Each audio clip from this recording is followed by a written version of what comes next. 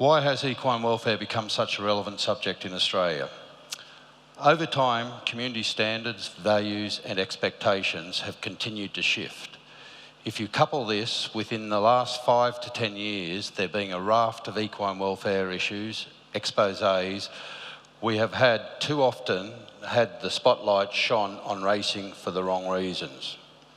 These issues and exposés, some of which have been beyond the direct control of the industry, have had a substantial effect on the sport's identity in a growing and competitive sports entertainment market.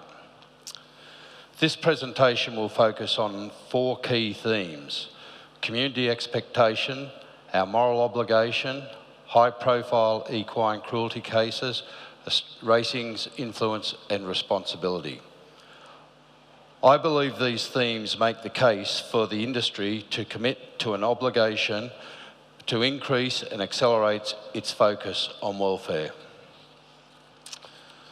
The video, which I will show in a moment, provides a good snapshot of the Australian racing's line in the sand moment.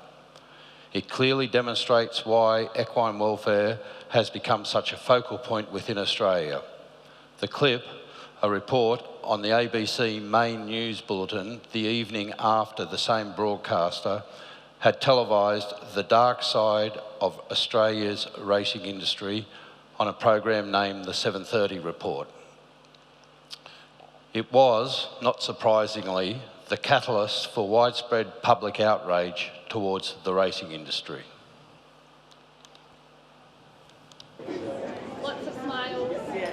"'Tis the season." For some, springtime is synonymous with racing, but on the eve of the $14 million Everest event, a glamorous crowd was grappling with an ugly reality. Oh, look, it was really upsetting. When I watched it at midnight last night, it was the first thing I wanted to do when I got home.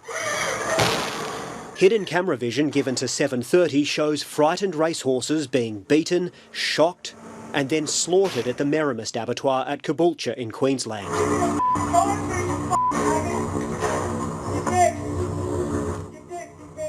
It's War Ends in front. Among the dead, the horse War Ends, once ridden by jockey Laura Cheshire. To see thoroughbreds that will walk on a halter and lead, if you ask them to get shoved through there and to get hit with pipe and to get electrocuted, it was just not something that should ever be done. There was tight security at the abattoir today, but the border was eventually breached by government inspectors investigating claims of animal cruelty. As someone that's been a previous owner of a retired horse, I'm appalled. I'm deeply appalled. Activists say the annual slaughter rate could be 4,000. Racing Australia says after horses leave the industry, it's not responsible for them. At that point, we can no longer track them. We can no longer have stewards go onto properties to check whether they're being treated properly. They become, like any other property asset, the responsibility of who's bought them and who they on-sell them to.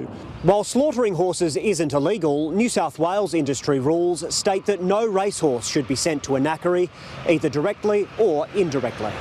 Another video shows clearly branded gallopers being offloaded at Luddenham Pet Meet, southwest of Sydney. Racing New South Wales says some horses identified spent more time in other states, so it's not responsible. Racing New South Wales will be taking further investigations to see if anyone from the racing industry is involved, and if they are, they will feel the full force of the law.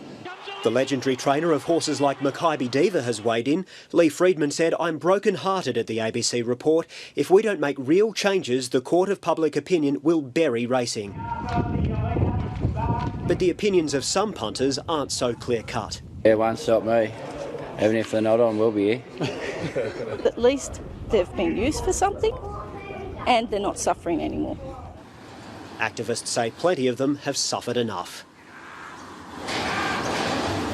Nick Dole, ABC News. If that doesn't make you shift in your seat, I'm not sure what would. Community expectations. Are we losing the battle? Community expectations should be met by our own personal undertaking to provide the highest appropriate level of care for every thoroughbred horse throughout each phase of its life. It is our responsibility through leadership and communication to provide a coordinated approach to meet the expectations of not only our industry stakeholders, but also the wider community. This slide is a simple illustration of the chasm between what we in racing say is actual and the beliefs of the wider community. Over recent years, while expectations have risen, sections of the industry have not been able to meet those standards, and as a result, sentiment towards the sport has eroded. This is not only a consequence of industry actions, but also a general shift in views on how the community functions and what is deemed acceptable. To tackle this, the wider industry needs to be more open to actively addressing the issues and the perceptions people have. This requires us having reliable science, data and analytics, which we all know underpin sound decision-making. And we must be clear, there is no room for self-interest protection by any sector of the industry. Our moral obligation. Is there a right or wrong way? The only acceptable approach is one that ensures the welfare of every horse. Most people enter racing fundamentally because of their love of the horse, and because of this, the industry, for the most part, has had its moral compass pointing in the right direction, ensuring the welfare and safety of the horse comes first. Racing's approach to equine welfare should meet the unique conditions and environments of each jurisdiction. This means there is no necessarily right or wrong way to approach equine welfare, so long as positive outcomes for the welfare of the horse are at the heart of our decision-making. We accept that we are all required to meet minimum ethical and legal standards in caring for our horses. However, they are not the standards on which we will be measured. The reality is that while locally, nationally, or even internationally, we can set minimum standards for jurisdictions to comply with, the evolving nature of community expectations means the sport must look beyond this and think proactively to stay ahead of the curve to be socially viable. This means, through delivering on our promises and committing to long-term sustainable equine welfare outcomes, we deliver a program of work that not only meets industry needs, but directly addresses our moral obligation and right to exist. High-profile equine cruelty cases, the challenges. As I mentioned at the beginning of this presentation, in recent years, several high-profile welfare and cruelty cases in Australia have had a domino effect and created an inflated negative view of the entire industry. Our repeated response has been to say that it is a minority who are breaching the rules, a statement which, despite being true, falls well short of satisfying the community and the naysayers. The high-profile cases on this slide, which feature some of the biggest names in Victorian racing, are among those who have driven the media agenda and had a sweeping effect on community attitudes towards the industry's treatment of horses. Last spring in Australia, racing was forced to address the reality it was not meeting community expectations. That is what I have referred to as the line in the sand moment. The public response was swift. Negative impact on crowds, withdrawal of sponsorship agreements, celebrities, and in some cases wannabe celebrities, stating that they would not attend the Spring Carnival. Also, and importantly, a significant amount of media space was consumed by the welfare debate, at a time when generally the media focus is on the positive Spring Carnival news. Also, make no mistake, equine welfare has a direct impact on the commercial side of our sport. In Australia, I understand it is now commonplace for racing sponsorship and broadcast contracts to have included in them an equine welfare termination clause.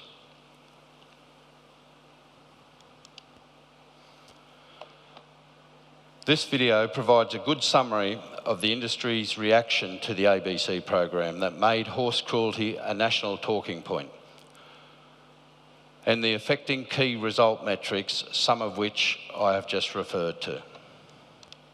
Friday was an extraordinary feeling across the industry as a whole, as people were processing what they'd seen. And of course we've all got friends and family who aren't in the bubble like we are, and they would have made their views very clear on that. What people saw, and I don't care whether you're a horse lover or not, it sickened everyone. To see horses that were disposed of or euthanized in that way, they were cruel, it was demeaning, it was extremely sad. It was horrifying to watch. As a small-time owner, it made me feel ashamed. And not to have known is not good enough. Inside, there was a common sense of shell shock among those entrusted to run the sport. There weren't the well-worn excuses absolving the majority that has been racing stop reply to a lineage of recent and damaging controversies.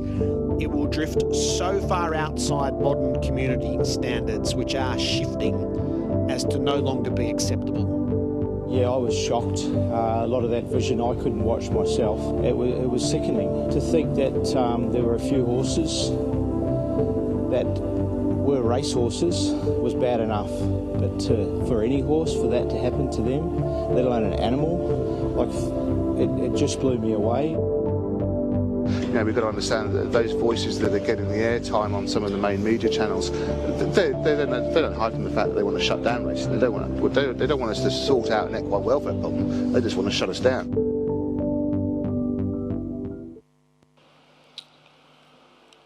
Strong words from some of the highest profile people in Australian racing.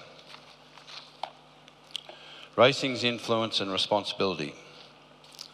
The reality is there is a growing appetite within racing, for racing, to take a greater responsibility across the lifespan of the horse.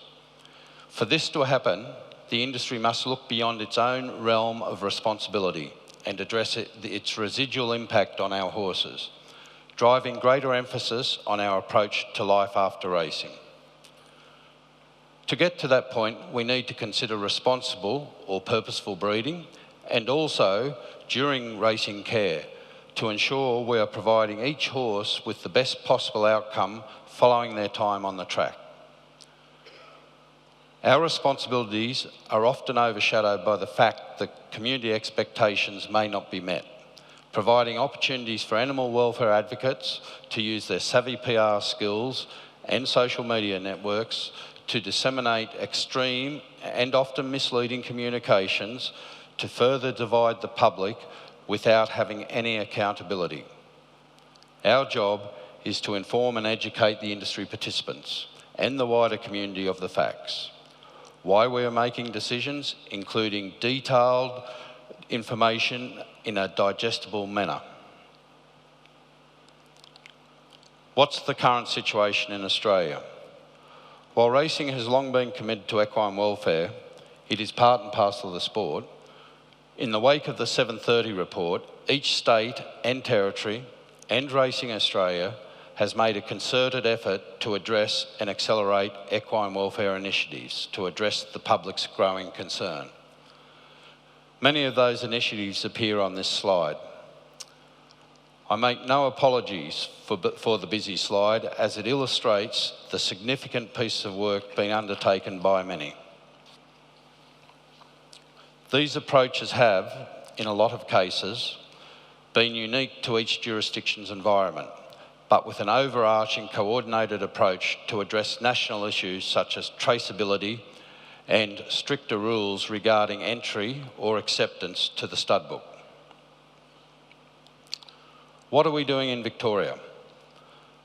In the days following the 730 report, the Board of Racing Victoria announced a commitment to allocate a minimum spend of $25 million over the next 3 years to reprioritise and accelerate delivery of initiatives contained in the 3-year equine welfare plan, which had already been endorsed in July 2019. That was well prior to the 730 report. That plan was developed after extensive consultation and identified the issues which were raised in the fallout of the 730 report. While our focus remains on all horses, we are particularly conscious of the vulnerable horses, the ones in need of our assistance. There will always be the desirable horses, retired from racing, that will be sought after by the equine community and have commercial value. At the other end of the scale, there are horses, and we must be honest here, where the best welfare outcome upon retirement from racing is humane euthanasia. Those that are unfortunately not suitable for a second career due to either their soundness or behavioural issues. The vulnerable horses are effectively those who fit in between those two extremes. Horses which may not be in demand due to poor conformation, injury or behavioural issues. Horses which require time, care and effort.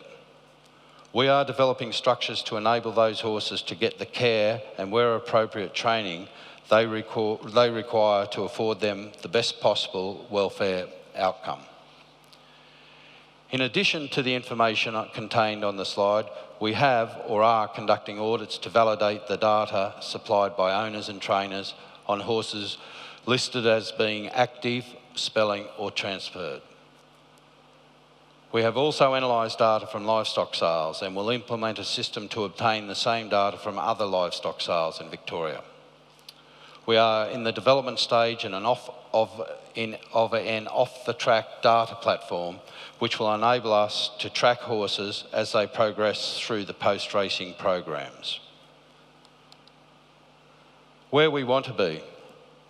Our objective is to implement strategies and action-based plans that will not only ensure the industry remains sustainable, but have a positive effect on the community, enabling them to be at ease with our sport and to share our love for the thoroughbred horse. We need to understand that shifting public opinion at a time when the industry is being attacked due to various high-profile public issues isn't going to be a quick or easy achievement. It is the role of us all, everyone involved in racing, to always consider if there is more that can be done in educating those around us and making it clear that the racing industry does not tolerate the mistreatment of horses and will do everything within its powers to ensure each and every horse is afforded the right care across its lifetime. Thank you.